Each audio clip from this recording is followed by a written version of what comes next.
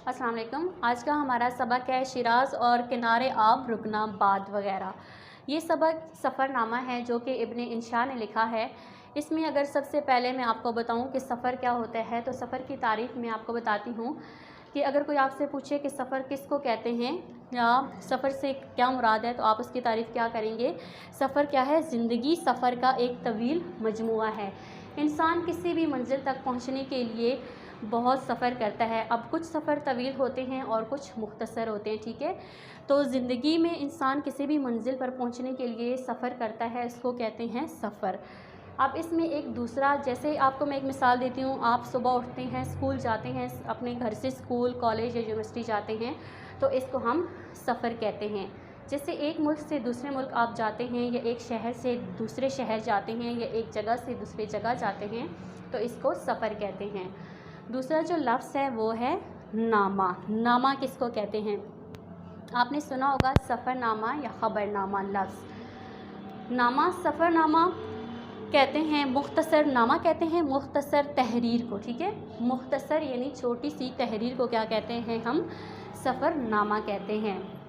जैसे कुछ लोग सफ़र के दौरान अपने सफ़र को तहरीर करते हैं, यानी उनके साथ किसी भी किस्म का कोई मज़ाहिया या फ़नी वाक़या हो जाता है तो वो उसको रिटन फॉर्म में लिख लेते हैं, या किसी के साथ कोई इस तरह का हादसा और वाक़या हो जाता है कि वो उससे इंजॉय करते हैं, खुशी या मसरत महसूस करते हैं तो वो उसको तहरीर कर लेते हैं। इसको क्या कहते हैं? सफ़रनामा कहते हैं। कुछ सफ़र जो होते हैं वो बहुत खुशगवार होते हैं और कुछ सफ़र ऐसे होते हैं जो इंसानी दिमाग पर बुरे असरात छोड़ जाते हैं। अब आ जाते हैं सफ़रनामा की तारीफ़। सफ़रनामा की तारीफ़ क्या है कि जब भी कोई अदीब घर से निकलता है, ख्वाह वो अंदरूनी मुल्क हो या बैरूनी मुल्क, वो अपने तमाम अहवाल कलम बंद करता है, ठीक है। सफ़रनामा की तारीफ़ में आता है कि कोई अदीब जब अपने घर से निकलता है तो उस घर से निकलने के बाद और रास्ते में और मंजिल तक पहुँचते हुए जितने भी हालात और वाक़यात उसको पेश आते हैं वो उनको कलम बंद करता है। इसको क्या कहते हैं? सफ़रनामा। आगे आ जाता है सफ़रनामे में क्या क्या शामिल होता है। सफ़रनामे में शामिल है तारीख़, जोग्राफ़िया, तहज़ीब व तमद्दुन, मुआशी और मुआशरती हालात। सबसे पहले है तारीख़। किस वजह से मशहूर था, यानी किसी इलाके या जगह के बारे में है कि वो क्यों मशहूर थी, वहाँ पर क्या क्या होता था। और जोग्राफ़िया अगर आ जाए तो जोग्राफ़िया में देखते हैं कि ये कितना बड़ा या छोटा था, उसकी जसामत। तहज़ीब और तमद्दुन में अगर हम देखें तो हम देखते हैं कि इसमें कौन कौन सी इक़दार और रिवायात पाई जाती हैं। मुआशी और मुआशरती हालात को अगर हम देखें तो इसमें है खाने के रस्म व रिवाज, रहने के तौर तरीके, यानी वही इक़दार और रिवायात हैं। अब सबसे पहले अफ़साना निगार कौन थे? सबसे पहले अफ़साना निगार के अगर बारे में मैं आपको बताऊं तो सबसे पहले जो अफ़साना लिखा था वो यूसुफ़ हलीम ख़ान कंबल पोश ने लिखा था। जदीद सफ़रनामा यानी नई तर्ज़ पर सफ़रनामा किसने लिखा? तो नई तर्ज़ पर सफ़रनामा लिखा था महमूद निज़ामी, बेगम अख्तर रियाज़ और इब्न इंशा। इनके नाम आ जाते हैं जदीद सफ़रनामे में। इसके बाद आते हैं कि सफ़रनामे में कौन कौन से फ़नी लवामज़ात होते हैं। सबसे पहले है ज़बान व बयान सादा हो, वाक़यात का तसलसल हो, आम फ़हम और दिलचस्प, ज़राफ़त और संजीदगी हो।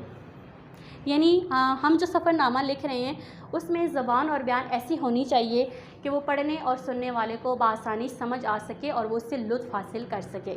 नंबर 2 है वाक़यात का तसलसल। वाक़यात में तसलसल रब्त होना चाहिए, यानी एक के बाद एक वाक़या आपस में जुड़ा हुआ होना चाहिए। ऐसा नहीं होना चाहिए कि एक वाक़या आपने इब्तिदा से लिया है और दूसरा वाक़या आप इख्तिताम पर जाकर ले रहे हैं, यानी उनमें ऐसा रब्त और तसलसल हो कि एक के बाद दूसरी कड़ी जुड़ी हुई महसूस हो। नंबर 3 आ जाता है आम फ़हम और दिलचस्प। वाक़यात आम फ़हम होने चाहिए, बहुत ही सादा ज़बान में होने चाहिए और रवानी और तसलसल से होने चाहिए और कारी को उसमें दिलचस्पी महसूस होनी चाहिए। सबसे आखिरी है हमारा ज़राफ़त और संजीदगी, यानी उसमें मिज़ाह भी होना चाहिए और जहाँ कहीं ज़रूरत पड़ती है उसमें संजीदगी भी होनी चाहिए। उसके बाद आ जाता है मुसन्निफ़। इसका मुसन्निफ़ कौन है सफ़रनामे का? इब्न इंशा हैं। इब्न इंशा की पैदाइश हुई थी 1927 को और उनकी वफ़ात हुई है 1987। जालंधर में पैदा हुए और उनकी वजह शोहरत की शायरी थी। उनका जो असलूब था तहरीर वो सादा, रवां और दिलकश था, ठीक है। आगे है शिराज़। शिराज़ शहर को कहते हैं और रकनाबाद एक इलाका है। अब जो अदबी ज़िंदगी का आगाज़ किया है इन्होंने अपनी अदबी ज़िंदगी का आगाज़ शायरी से किया था। यानी जब वो लिखते थे, जब वो शायरी लिखते थे तो उनके अल्फाज हंसते थे, ठीक है। उनकी शायरी में वो अल्फाज, जब वो खुशी में होते थे तो उनकी शायरी के अल्फाज हंसते हुए मालूम होते थे। उनकी शायरी को लोग बहुत ज़्यादा इंजॉय करते थे। हाफिज़ शिराज़ी का ताल्लुक़ भी शिराज़ से है। मुसन्निफ़ शिराज़ जाता है, वो होटल वालों को कहता है कि मुझे सुबह वक्त पर जगा दिया जाए ताकि मैं अपनी मंजिल पर पहुंच सकूं। अस्फ़हान से शिराज़ जो है ना, इब्न इंशा हैं, वो अस्फ़हान से शिराज़ जाने का कह रहे हैं, ठीक है, इसमें बता रहे हैं। तो वो अस्फ़हान से शिराज़ जाने के लिए वो उनको कहते हैं होटल के अमले को कि मुझे वक्त पर जगा दीजिएगा। तो वो चूँकि काफ़ी चाको चौबंद और चुस्त होते हैं और वक्त के पाबंद होते हैं, तो वो अपने वक्त पर आकर उनको जगा देते हैं। इसके बारे में वो लिखते हैं कि जब वो सफ़र तय करते हैं तो वो अमेरिकन लोगों के साथ जाते हैं, जिनके बारे में वो कहते हैं कि उन लोगों की कोई सकाफ़त, कोई तहज़ीब या कोई इलाका और ना ही कोई ज़बान होती है जो हम लोगों से मिलती है। बस वो क्या करते हैं, एक मैम अपने साथ लेते हैं और अपना कैमरा लेते हैं और सियाहत के लिए निकल पड़ते हैं। अब यहाँ पर जो है इब्न शाह ने बताया है कि किन जगहों के बारे में उन्हें पता चला है कि वो जल्द देख लेंगे। यहाँ पर है हाफिज़ शिराज़ी का मज़ार, शेख सादी का मज़ार, दरवाज़े कुरान और म्यूज़ियम, ठीक है। यहाँ पर सबसे पहले वो क्या करते हैं, मज़ारात पर जाते हैं। म्यूज़ियम के बारे में वो बताते हैं कि म्यूज़ियम अभी बंद है, वहाँ पर कोई भी नहीं जा सकता। सबसे पहले वो देखते हैं कि वो मज़ारात पर जाएंगे। वो सबसे पहले हाफिज़ शिराज़ी जो बहुत ही मकबूल शायर होते हैं उनके मज़ार पर जाते हैं, लेकिन उनका वहाँ पर कुछ ख़ास दिल नहीं लगता क्योंकि वहाँ पर दुआ का कोई ख़ास इंतज़ाम नहीं होता, तो वो वहाँ से जल्द निकल आते हैं। उसके बाद वो जाते हैं शेख सादी के मज़ार पर।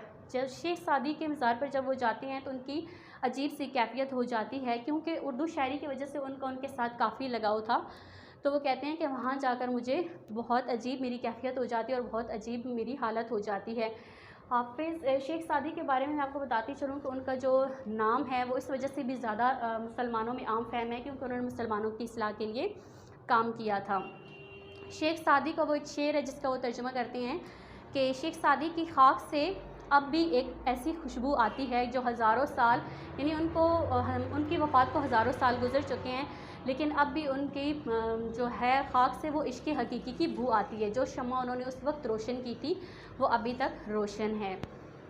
इसके बाद वो बताते हैं कि उनके मज़ार पर औरतें बोसा दे रही होती हैं और जो लोग होते हैं वो मुख्तलिफ़ मन्नतें मान रहे होते हैं। इसके बाद आगे आ जाते हैं कि वहाँ वो उस मज़ार से वो क्या करते हैं, एक सदे बर्ग उठाते हैं। सदे बर्ग फूल को कहते हैं जो अभी तक खिला हुआ नहीं होता, वो वहाँ से लेते हैं और अपनी जेब में रख लेते हैं। वो बताते हैं कि वो उन्होंने इतना अर्सा रखा कि यानी अभी तक उनके पास महफूज था।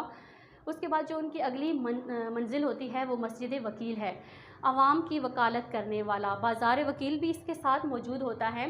इसके बाद है दरवाज़े कुरान। शहर के गिर्द जो हैं वो बड़े बड़े दरवाज़े लगाए गए थे और उसमें एक कुरानी नुस्खा रखा गया था, बाबरकत होता है, वो बरकत के लिए रखा गया था। इसको क्या कहते हैं, दरवाज़े कुरान।